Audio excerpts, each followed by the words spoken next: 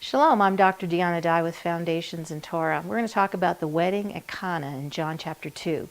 And so it tells us on the third day, there was a wedding in Cana, which is in the Galilee, and Yeshua's mother was there. Yeshua and his disciples were also among those called to the wedding.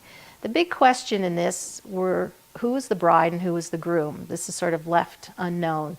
It talks about when you go from John chapter 1 into John chapter 2, it says 2 days later or on the third day, which actually completes a 7-day picture. Chapter 1 takes us through 4 days, and then we come into John chapter 2. We have 3 more days. So it's the 7th day, it's a Shabbat, it's a picture of the wedding in the future.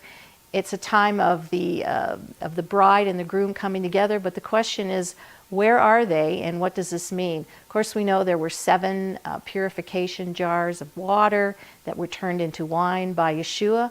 I believe that has a connection between the time of Passover, the time of purification, the Berachat Chametz, getting the leaven out of the house, and leading us to the time of the grape harvest at Sukkot.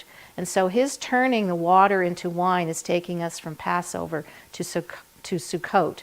And so the Sukkot, speaking of the time of judgment, the time of Passover, speaking of the time of purification by the water, or getting the leaven out. And so when we go to the root word for Cana, we find that it is the word ken, which is a kuf and a nun, and that means to acquire or to be zealous or jealous.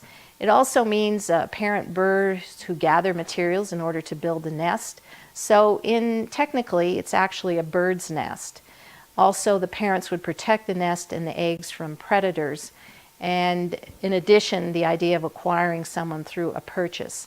Now, Rabbi Hirsch tells us each soul builds its own nest in the house of the Lord and is assigned to each individual his own special task of purification, devotion, and upward striving in accordance with the particular nature of his personality.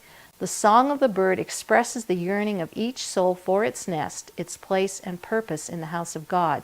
So one of the idioms for the house of the temple is the nest, the bird's nest, in which the Shekhinah or the Shekinah would return to. So I believe that this picture of the wedding at Cana is a picture of the temple, of the marriage in the future between the bride and the groom at the temple.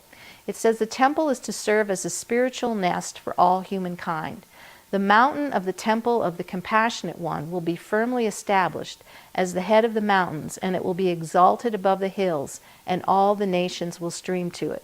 So this idea of Cana is to be zealous or jealous, speaking of the marriage at the temple in the future, the time appointed by God, possibly related to the period of Sukkot, actually going back to Rosh Hashanah, which is a picture of them entering into the chuppah, Yom Kippur, the consummation of the marriage, and Sukkot being the wedding supper.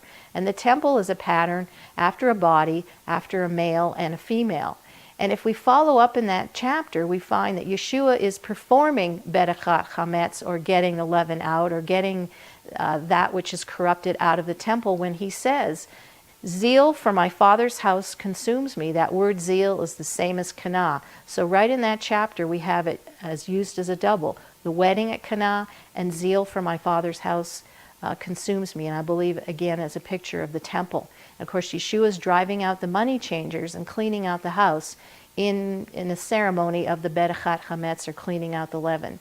So he's cleaning that out in order for the Shekhinah, the bird, the dove, to return back to the nest. And the bird can return the nest and make Israel whole. Thank you. Shalom.